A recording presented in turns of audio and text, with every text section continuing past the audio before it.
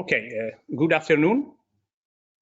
We continue our conference. The next step now is the keynote lecture of Nobel Prize in Economics 2018, Professor William Nordhaus, Senior Professor of Economics and Professor of Forestry and Environmental Studies, Yale University. The title of the lecture is Bringing the Gap Between Policy, Aspiration and Climate Policy.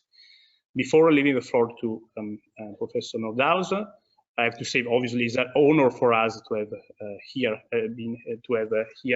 Professor Nordhaus, especially for other more important elements that I explain later. Before doing this, again, we continue our journey related to the idea of community, and now we leave the floor for the presentation of European environmental resource economist and SDSN to Phoebe Konduri, that will present a little bit this idea of community, of European Association, also United Nations Sustainable Development Solution. I remember also that Phoebe, there's a very long CV that we know very well, but she's Professor of Economic Theory and Econometrics at the School of Economics, Athens University of Economics and Business. She's also President-elect of a European Association of Environmental Resource Economists and co-chair the United Nations Sustainable Development Solution Network. Now I leave the floor to Phoebe. Thank you to be here, because the point is exactly this new step on this new community, our community that is enlarging step by step, collaborating, especially in this moment where we start, we increase our effort related to environmental economics. So I leave the floor to her. Thank you. Thank you very much, Sergio. Taking the lead from Sergio, I can confirm and commit that I am excited with what he does with regards to creating the environmental and resource economics community. This will be a major part of what I will be doing as president at the European Association of Environmental and Resource Economics. And I think it is also important to bring with the economic community that focuses on environmental and resource economies, the policy science interface and the technology science interface. So I am a firm believer in the value of integrated, holistic, multidisciplinary work, and I hope this will mark my presidency at IAERE. So IAERE is the European Association of Environmental and Resource Economists. Our mission is to develop and apply environmental, climate, and resource economics in Europe and beyond through collaboration between scholars, researchers, students, and policymakers, and enhance the cooperation between universities and research institutions across Europe and beyond. We have 2 official journals and many other associated journals, the Environmental and Resource Economic Journal, with Ian Bateman as editor, and a Review of Environmental Economics and Policy with Kathleen Klein as editor. One of the major things that we do is the annual conference. The 26th annual conference will take place on the 22nd up to 27th of June with a very rich program. It will be a virtual conference like it was, and in 2022 we have another conference, most probably in Italy, and 2023 we have the World Congress. Now UNSDSN is a global network of universities and research institutions that promotes integrated approaches to implementing the SDGs and the Paris Agreement on climate change through education, research, policy analysis, and global cooperation. We have more than 1,300 hubs around the world, The hubs are coordinated by universities or research institutions and include as members all the universities and all the research institutions in each and every country. So it is a huge network of hundreds of thousands of research institutions and universities, and our aim is to communicate the research results and the research solutions that are produced by research and innovation institutions to the rest of the stakeholders that can take these solutions and implement them in order to facilitate the implementation of Agenda 2030 and the 17 Sustainable Development Goals. I will stop here and, of course, leave the floor to the reason that you are all here to the lecture by Professor Nordhaus. Thank you so much for having me. Thank you, Phoebe, for this introduction. So I remember that SDSNS and IAERE are our supporters. So in this idea of community. So again, now I quickly take only other couple of minutes after I leave the floor to Professor Nordhaus. That is the reason we are here all together, and so is so I take only a couple of seconds in order to introduce. But you know everybody who is, so we'll be very quickly. I'm very proud. I thank again Bill in order to be here, because I know that his time is very important, and so. But he's also an example for us. I have to say that we start, and I appreciate a lot also because I started to work here in FIM on his model RISE 96. To remember all this, a couple of things is a Nobel Prize in Economics 2018 for integrating climate change into the long-run macroeconomic analysis. Senior Professor of Economics and Professor of Forestry and Environmental Studies, Yale University. Research topics are that signed here: economics and climate change, wages and price behavior, health economics, augmenting national accounting, the political business cycle, productivity.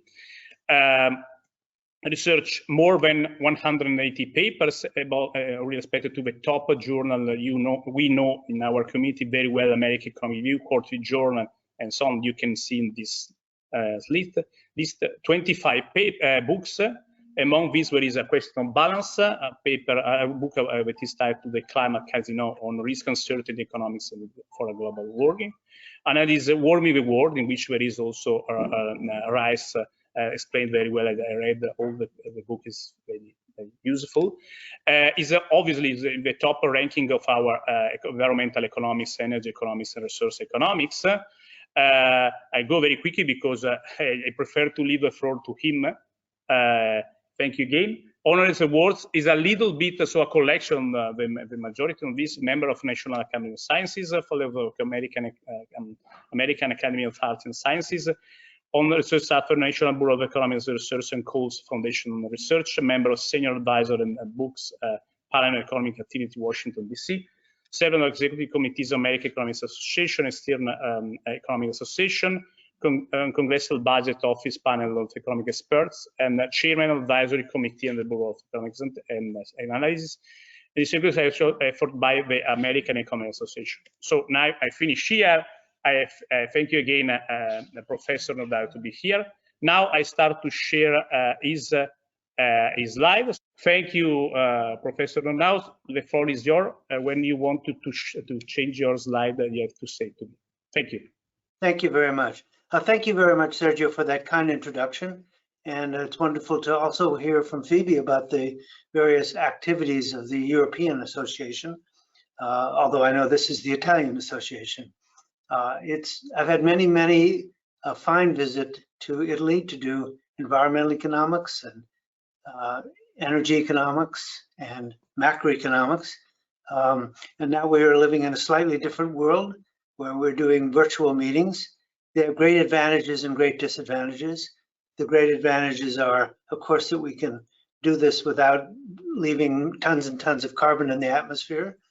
We can do them quickly. And the great disadvantages are that we can't see the people and meet the people, talk to the people in person, and see the beautiful landscapes and buildings. But That will change eventually, and we will be back to the normal world. So what I would like to talk about today is national and international policies for slowing global warming. Many of these ideas have been around for years. Some of them I think are new and newly informed by recent history. So if you could change the slide, I'll talk. There are 4 key issues I'd like to discuss today. The first is that we have made little progress in slowing emissions globally. The second is I want to talk something I think we have not sufficiently talked about is the particular challenge of poor incentives for low carbon technologies. And we need to focus, I think, more on that than we have in the past in a systematic way. I'll mention the important role of carbon pricing. That, of course, is well known to the environmental economics community and to the economics community, and getting more attention outside our community, but it's still important. And then finally, I'm going to end with a short conversation on the international aspects and the need to combat free riding with what I call a climate club or a climate compact. So that's the roadmap of what I'm going to do today. So the first slide that we have up here is a slide of global emissions going back to 1900 through 2019. And the key point here is that emissions have been growing very rapidly, modestly rapidly over this period. And perhaps in the last few years, you can see a slowdown, but at least through 2019, there's very little improvement in terms of trying to reduce emissions growth or even reduce emissions, period. The data I have is going to go through, just as an aside, is going to go through 2019. As you know, 2020 is a year, it was an outlying year. The data really are not representative of what normal economic activity is. I think it will probably be a couple of years before we will be back on track enough to know what the long-term implications of the pandemic are. If we go to the next slide. Next slide is in a way much more informative for economists and environmental economists, which shows the rate of decarbonization. So decarbonization represents the growth or decline of the CO2 output ratio. So we know that CO2 grows because of growth, but it can also grow or decline depending on the technologies that are used. And this shows the impact of various forces on the carbon output ratio. These data are global as best we can measure them, going back to 1970. And the trend over that period has been minus 1.5% per year. A little rapider in some periods, a little slower in other periods. It's been slightly slower since 2010, although not dramatically so, again through 2019. But I think the big message here is that whatever we've been doing in terms of policies, starting back in 1997 with the Kyoto Protocol, the Copenhagen Accord, and various other accords, that we have perhaps made a slight improvement in decarbonization, but there's no dramatic change in sight as of through 2019. So I'll come back to these slides later, but I think those slides suggest that the policies in place have not really made a major improvement in the overall bottom line of policy, which is to reduce emissions. Now, let me now turn to the role of economics in climate policy, and I'm going to have 3 major insights here. And the first one on the next slide deals with technologies. So economic insight 1 is that there is inadequate investment in low carbon technologies. Now, you can say, how do we know that? Well, we know it partly because there has not been any dramatic change in decarbonization. But for here, I want to go back and talk about economic theory for a minute, because we can see why there's a problem in developing low carbon technologies. If you look at the basic structure of low carbon technology and innovation innovation incentives. So just to begin with, industrial organization specialists in economics have done many studies on this subject, and they've found on many occasions, literally hundreds of studies, that the public return on innovation is many times larger than the private return. And this started in work in agriculture, but then went to industry. It operates on development, basic research, applied research, commercialization. And just to take one study by Edwin Mansfield, I don't have his slide here, but he did a very detailed study of about 20 innovations. There were things like a chemical innovation or a pharmaceutical innovation. And his finding was that the public or social rate of return to these innovations was about 3 times larger than the private return. Now, the reasons for this are well known and are that the innovator has a trouble capturing the returns because of the public good nature of innovation. And it's interesting because innovation, when I teach climate change economics, I might teach that for half a semester. And then when I get to innovation, I say, all right, if you know the economics of climate change, then you know the economics of innovation, because they're both global public goods. They both have these public goods characteristics of non-rivalry and non-exclusivity. And while one has a negative sign and one has a positive sign, they both have exactly the same economic structures. And the economic structures being the private returns or costs being far above, the public returns or costs being far above the private ones. If I can just pause for a minute here, I think there are many examples of this, but I think the one on COVID vaccines is a very dramatic one. If you look at, there's been a recent study on the value of developing the vaccine and having it moved up, say, a month or 2 months or 3 months. And the social returns on those were calculated to be in the order of $1 trillion a month. So if you can get vaccine in place 1 month earlier, it's in the order of value of $1 trillion. Now, if you look at, that's the social value, social global value, and it's plus or minus factor of 2, depending on the assumptions.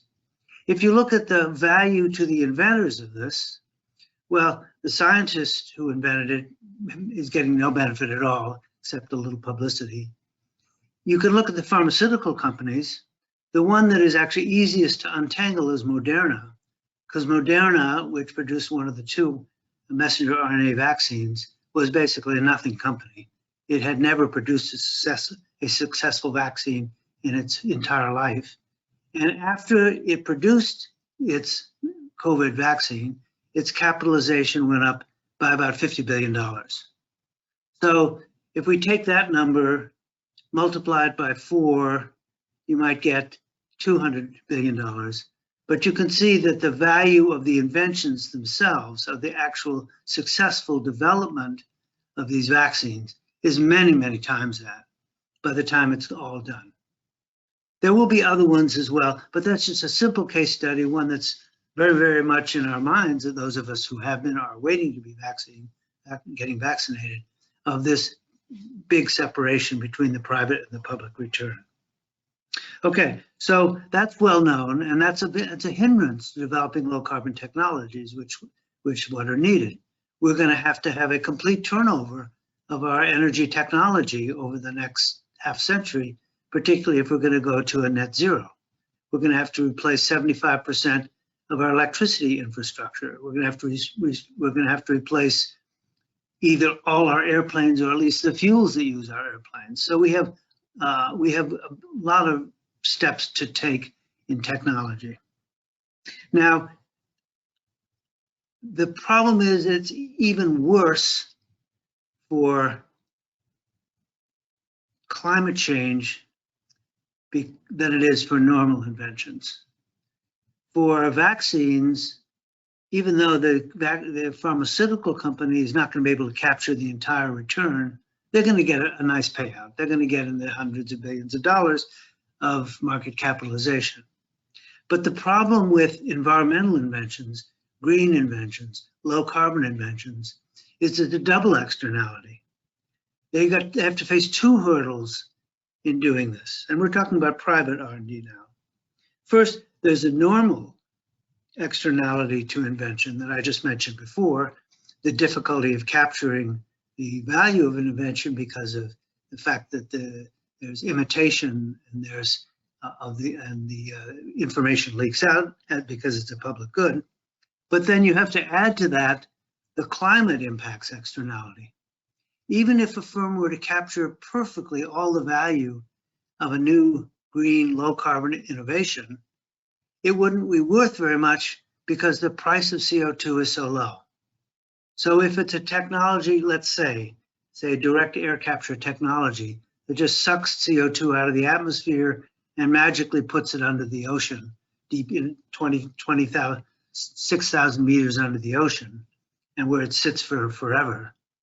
Well, that's all fine and good, but it doesn't, if it came from the United States, it wouldn't be worth anything because there's no price on CO2.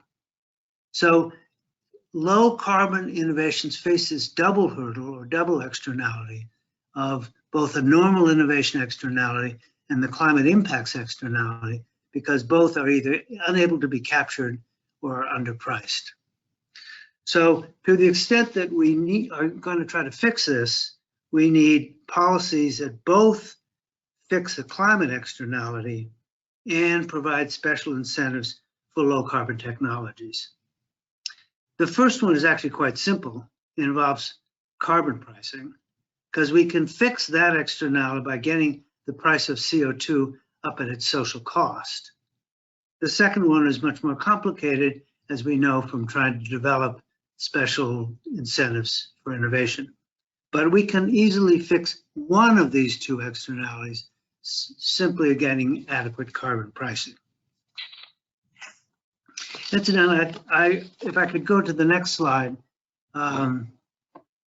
This is a question that I've asked on occasions.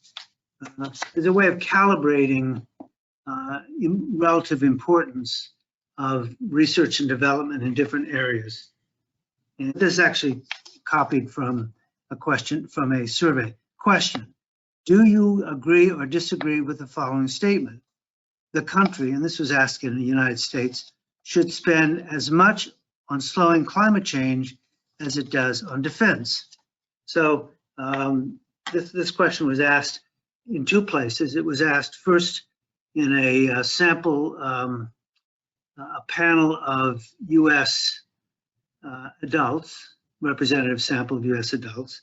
And then it was asked at a seminar like this where we did a poll, we asked the audience, and this was half professionals and half scientists or economists. And I'll show you then on the next page what the answer was.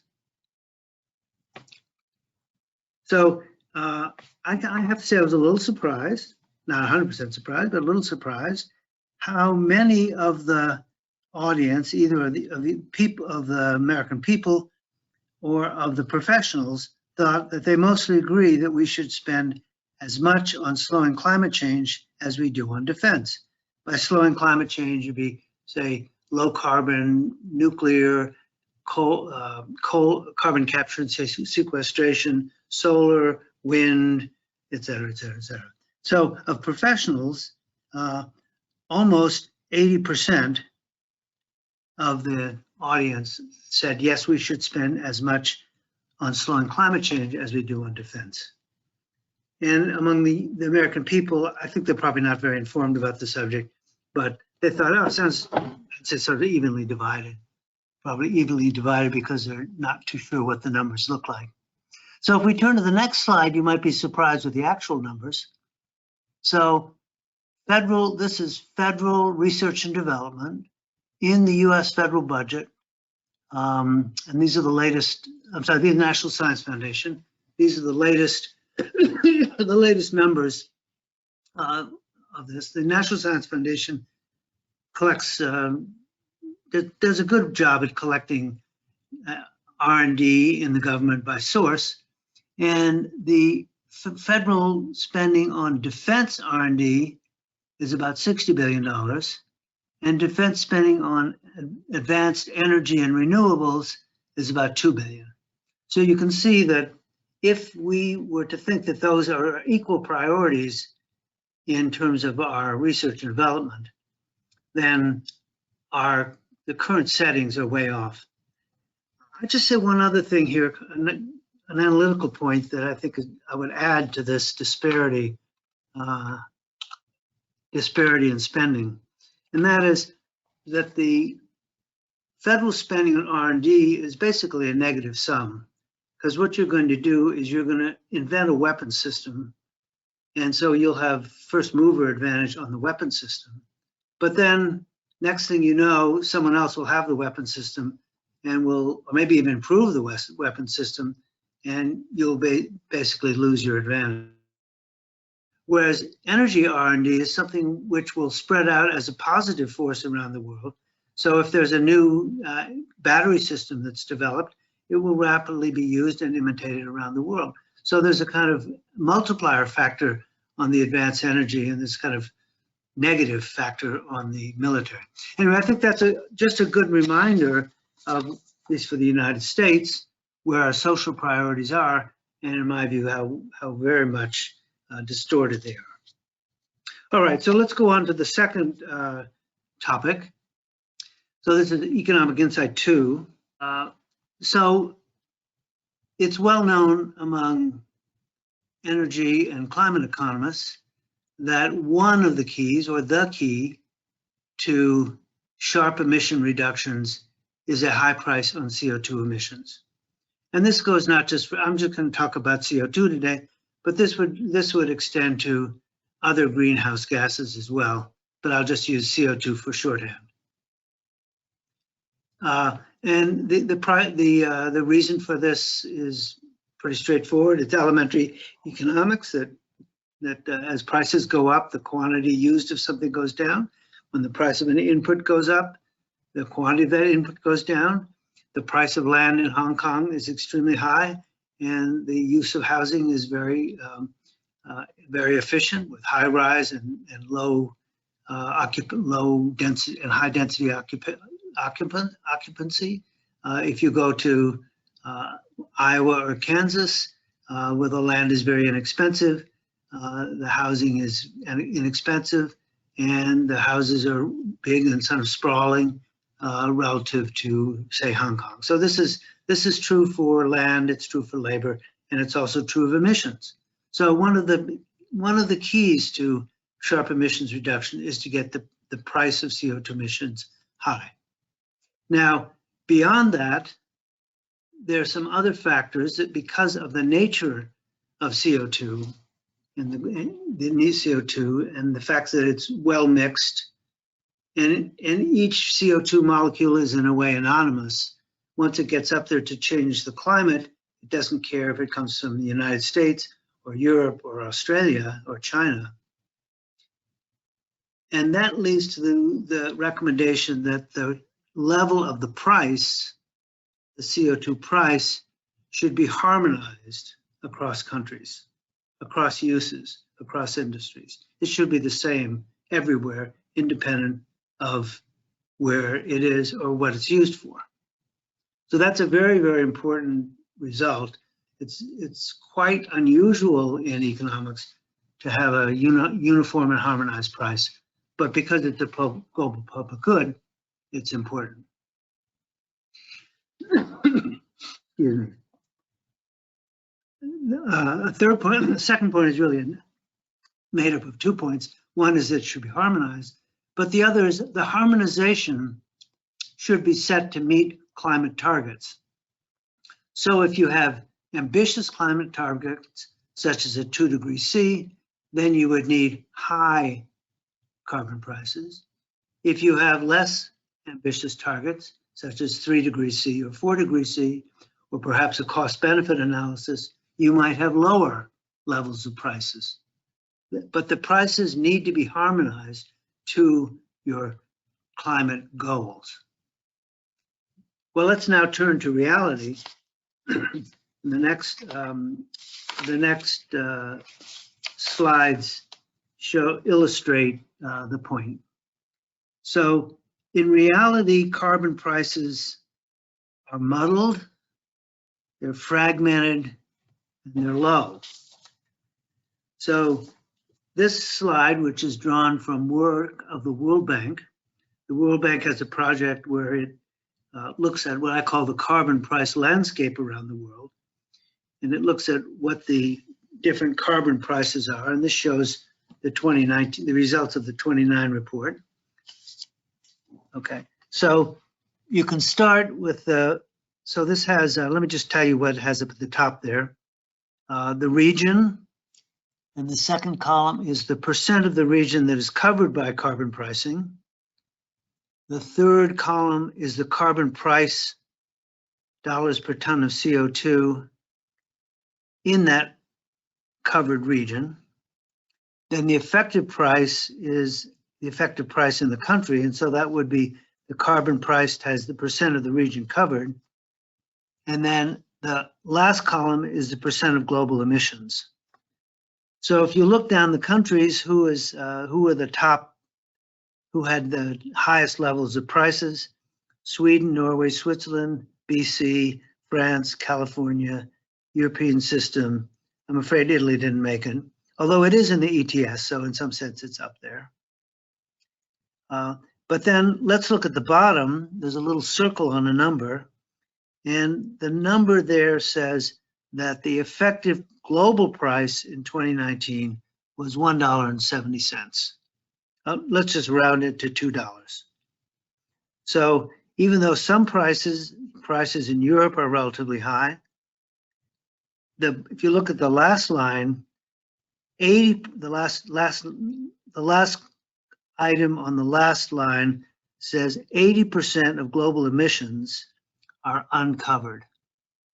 So 20% of the world has something from 50 cents to $60, but 80% has nothing. And the result of that is that the average price is around $2. If you look at the bottom, just for a reminder, if you don't keep these in mind, as of yesterday, the ETS price was $30.2. So a little bit up from 2019. So the point of this is twofold. One is that the price is extremely low relative to some numbers I'll show you in a minute, which are norms that we might use for carbon targets, or for climate targets. The number at the bottom is low relative to some target that we might use for climate policy. But the other thing is there's very little harmonization. There's a large number of countries with very low prices, a very small number of countries with relatively high prices, the average being low, but also being very inefficiently divided among nations. All right, let's go to the next slide.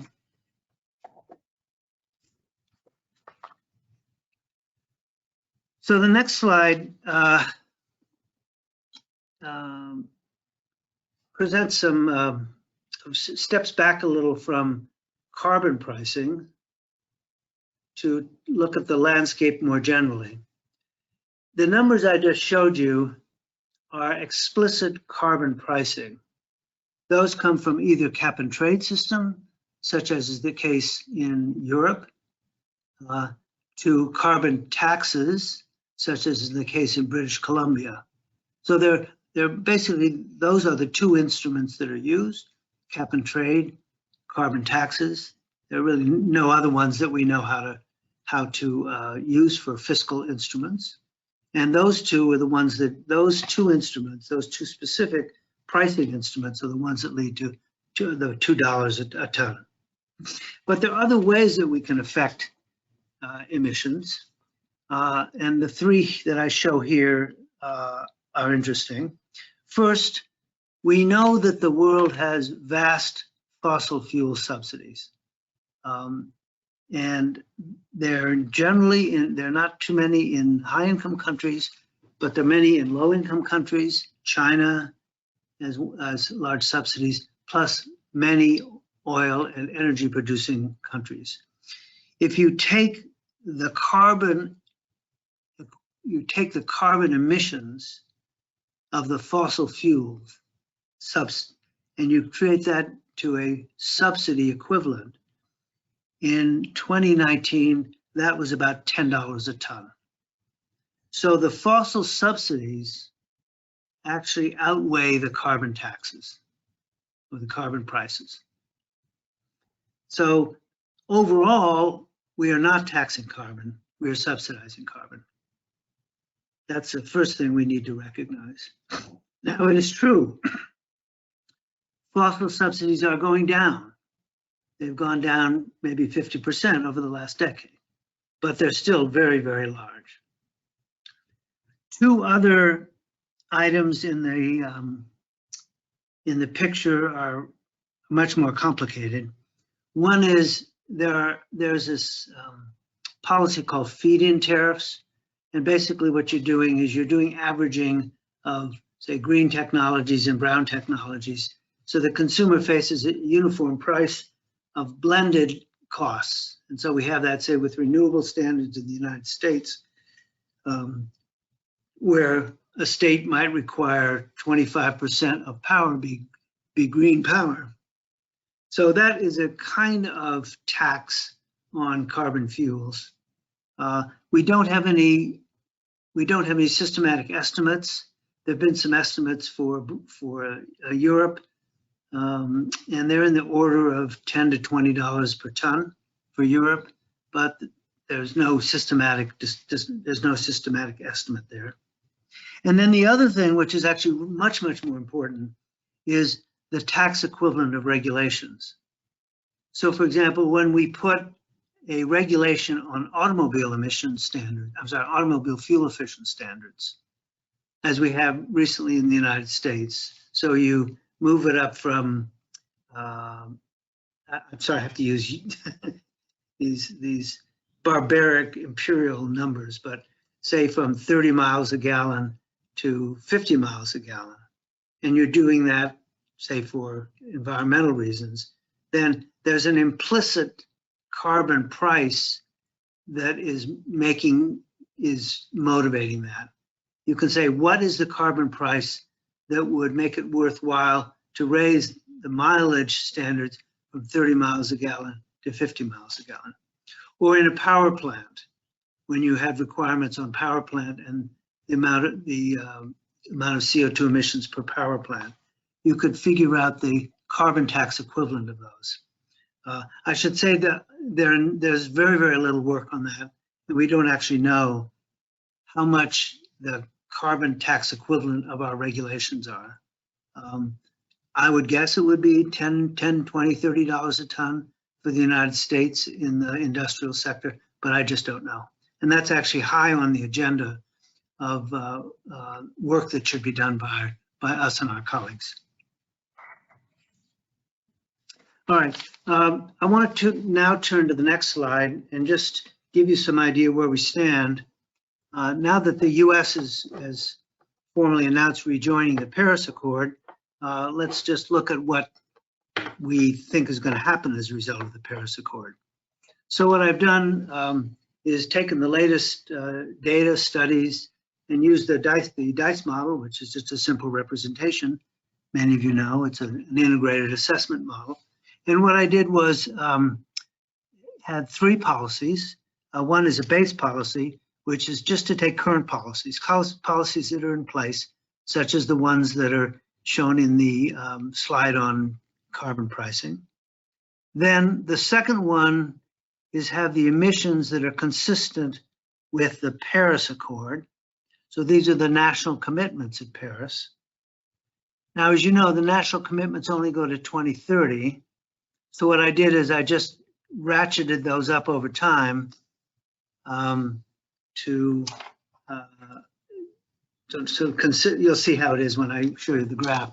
Ratcheted this up over time to 2100, so that they would continue to be strengthened. And then the last scenario is the 2 degrees C, and that would be emissions to meet the temperature constraint. So basically take those three policies, and what I wanted to see is what are the implications of those for different, for three different variables. So the first slide, the next slide. So this shows you the emissions under different scenarios. Now what this does is take 2020 as history and assume that the policies are implemented in 2025. And you see base policies, these are CO2 equivalent policies, are rising from CO2 equivalent now of about 55 billion tons CO2e to around 80 billion tons CO2e in 2070. The Paris really only goes through 2030, but what I've done is extend it at basically the same, tighten at the same rate up till the next few decades. And then the green line at the bottom is an estimate of what emissions reductions you would need to meet the 2 degrees C target.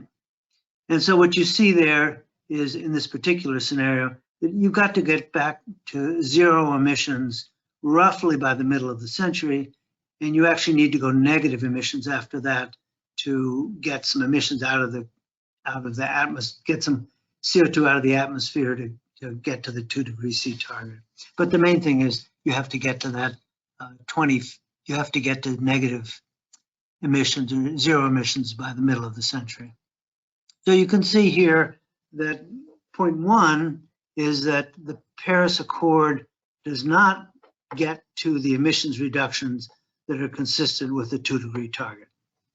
Now, this is not news. Any of you who followed this closely will know that, but it just is a kind of reminder of the fact that if you go to Paris, you're about halfway there. Okay, go to the next slide. Next slide does this slightly differently, looks at the carbon prices that are generated by each of those paths. So if you think you were going to attain the Paris path by uniform and carbon pricing, what carbon prices would you need? If you were to get to those by using if you were going to approach the 2 degrees C limit, what carbon price you'd need. And this shows you what it looks like. So roughly speaking, the Paris Accord over the next decade or so is around $50 per ton. That is what would be necessary on a global basis to get to the Paris Accord emissions. To get to 2 degrees C has much higher carbon prices in the order of, say, starting right away at $150 a ton and then rising by the middle of the century up to $300 per ton. So much more ambitious. There's a nonlinearity here to get these, even though the Paris emissions were halfway to 2 degrees C, the first part of that is relatively easy because the costs of the first few emissions reductions are relatively inexpensive. But as you tighten up further and further, it gets more and more expensive. So the lesson here is you're going to have to raise the carbon prices pretty sharply, pretty quickly to get to Paris, up to $100 a ton by mid-century, but which doesn't seem unthinkable. But to get to the 2 degree requires much, much more stringent carbon prices. I just had one point to this, which is this assumes uniform global pricing. If you only have carbon pricing in 2/3 of the world, then the prices in those 2/3 have to be much higher. So there's a lot gained by efficiency, and there'll be a lot lost if you don't have universal coverage. The last graph, just very simply, I'm sorry, go on to the next one. The next one just shows, no, to go back to that. I'm sorry, I forgot I wanted to show one thing. So I put a little, I put that little window there just to show you what has to happen between 2020 and 2025 to get on path. To get on path for the Paris Accord is not all that dramatic. It means raising globally the carbon prices to about what they are in Europe now. But to get to the 2-degree requires very, very sharp increases in the carbon prices. Okay, we'll go to the next one. This then shows you the temperature bottom line. The projected emissions to 2100 are a little over 3.5 degrees. If you continue with current policy, the Paris Accord will get you down to close to 3 degrees by 2100.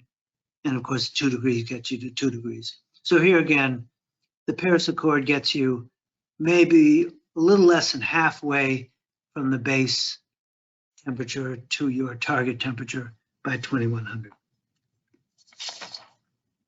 All right, final topic I'd like to say a word on is the issue of the global free rider problem.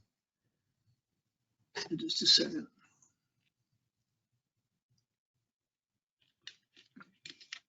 So the first two problems, I mean, in a way they're global, but they're not really global in the sense that they require global cooperation.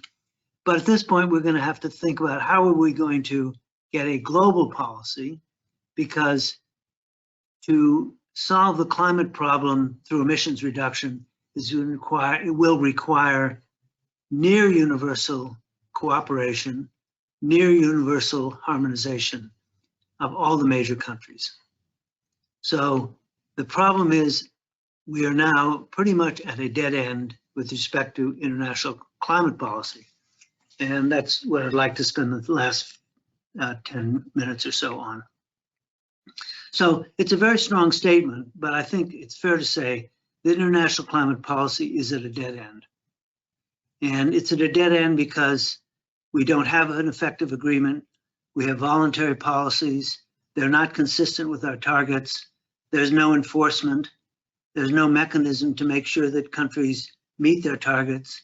And so it's basically just, it's what the game theorists call hot air. And why is that? Why is it that it's at a dead end? The reason is that the climate policy is hampered by the free rider problem. The agreements are voluntary, and there are no penalties for costly non-participation. So I'm sure you all know the free rider problem, and you may have actually heard me use this analogy before, but this is the way I think of the free rider problem. Sometimes when I visit a European city, I might go to Zurich, I might go to Vienna, and I like to ride the trolley. So you get on the trolley, and maybe you have a ticket, maybe you don't, maybe you forgot to get it, or maybe you just didn't have any change, or maybe you just were lazy or whatever. And so you get on and you can ride it, and there's no conductor, and people very seldom come around and check your ticket, check whether you did it, whether you bought a ticket, and whether you stamped it. And so what you're doing, if you're doing that, of course, is you're free riding. You're riding free on the expenditures of the city and the expenditures of the riders who are paying. And if they never check your ticket, there are no penalties for free riding. And actually, I think in all the years, I shouldn't admit this, but I have ridden from time to time without a ticket. But only once in all my life have I ever been caught riding without a ticket. And I won't think about the cost-benefit analysis, which would say that was a good idea on the whole. But the point is that there's very little, at least on some of these trolleys, there's very little enforcement. Now, climate is just like the trolley. The agreements are, it's actually worse than the trolley. The agreements are voluntary, and there are no penalties. No penalties for non-participation. So what's the evidence of this? Well, First piece of evidence is that there are low carbon prices around the world, which indicates very low participation and very low emissions reductions. But I think another one, which I'll show on the next slide, shows you the collapse of the Kyoto Protocol, which is just a beautiful example, beautiful and horrible, I guess you should say, example of free riding. So the blue line there shows the coverage of the Kyoto Protocol from 1990 to 2020. And it just shows the percentage of world emissions, CO2 this is, that were covered by countries who were participants. These are not emissions pledges, but these are just how much was covered. And the point is, there was a lot covered at the beginning, almost 2/3. Then it went down gradually over time as the developing countries, China and India particularly, took a larger share of global emissions. Then it dropped when the US withdrew. You can't really see it, but it dropped a little bit when Canada withdrew in 2011. And then it dropped to 0 when the agreement expired at the end of 2012. So if you look at the next slide, this just adds one thing. It adds the red curve, which shows the emissions limit under the Kyoto Protocol. So there was no limit up till the first budget period, which was 28 to 2012. Then during that period, there was a limit. And most countries, I don't know every country, but most countries were within their limits. And then the limits went away when the agreement died. So what you can see here is a case of you had agreement. It was very much heralded in 2017 as a new approach to international climate negotiations and climate treaty. It was a binding treaty. It covered most emissions. It was ratcheting down slowly. But what happened was countries withdrew, and then at the end of the day, countries did not want to extend it. So since 2012, we've had no mandatory emissions reductions, but what we've done, we've now got voluntary emissions reductions.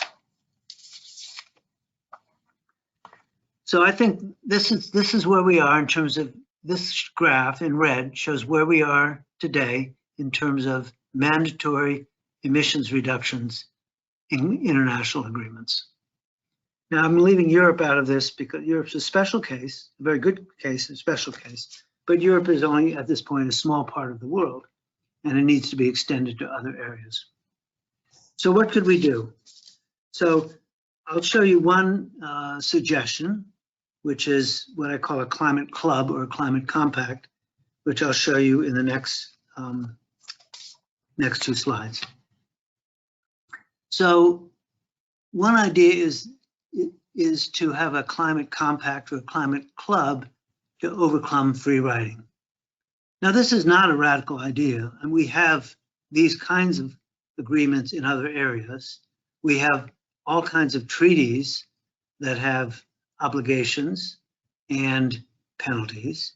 We have things like the World Trade Agreement, where it's an agreement where you have obligations, such as most favored nation, and you have penalties for people who breach their agreements, such as penalty tariffs. And as in many things that are important, it's very contentious. But perhaps that suggests it's important. Anyway, if you were to translate those kinds of ideas to climate change, what might it be? Well, the first thing is it requires some kind of incentives. It requires incentives for countries to join. And again, I call it a climate compact or a climate club. And this is a very, very simple model of a climate compact or climate club. It involves a regime with two features.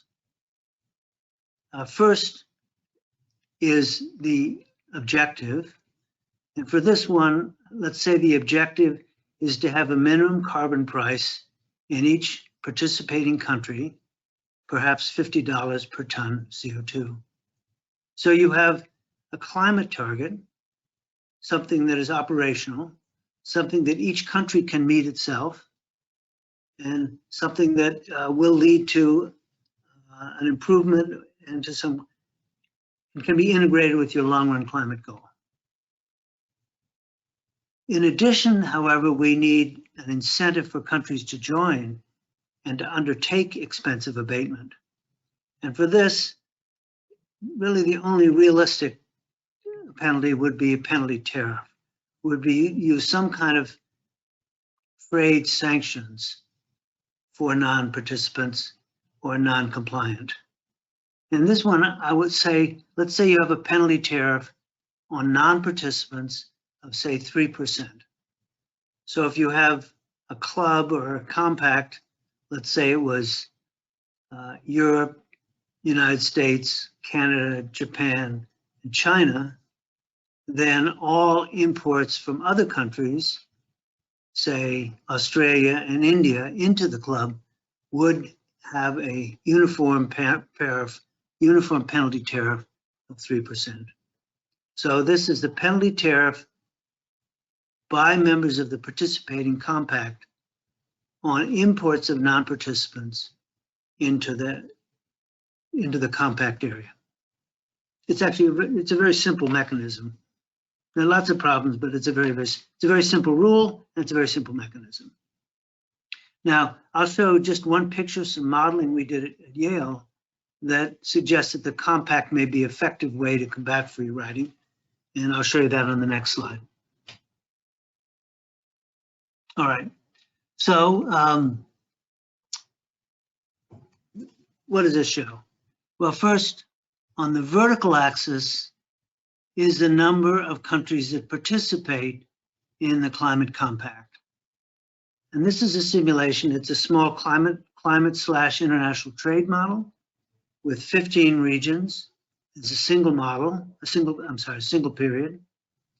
And it asks each country whether you want to participate or not. Along the horizontal axis is the uniform tariff rate. And the uniform tariff starts at 0 at the very left and goes up to 10%. And then what this does is there's a coalition algorithm which looks for stable coalitions.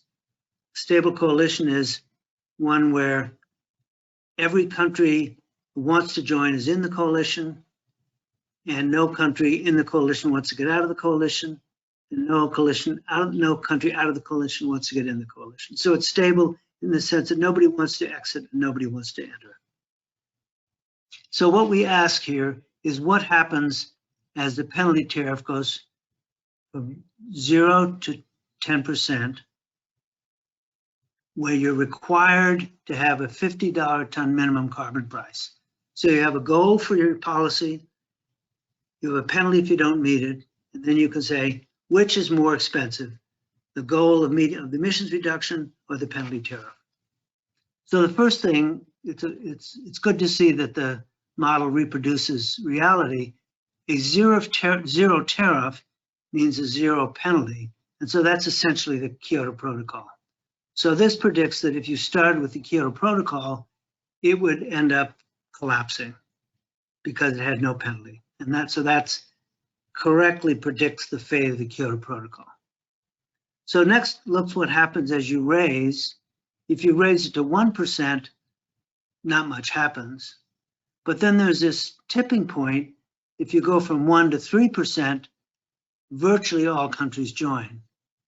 And then by the time you get to, I guess it's 7%, all regions join. So what's happening as you get, you cross some threshold, enough countries are in. If enough countries are in, it's costly to be out. If it's costly to be out, more countries want to be in. But since the regions have a certain amount of heterogeneity, it's not an immediate tipping point from being out to being in. So this is an example. What's the takeaway here? The takeaway is you need some kind of structure with a mandatory mandatory climate policy, and you need an incentive for countries to be in it. And it looks to me as if the most natural one is a penalty tariff. Oh, by the way, this is very close to what the European Union has. It's a little different structure, but basically, if you're in the EU, you have to have the EU climate policy, and the EU has a free trade zone. So in a way, it didn't mean to do this, but the European Union does have this kind of structure. Okay, so let me wrap up and just summarize. Next slide.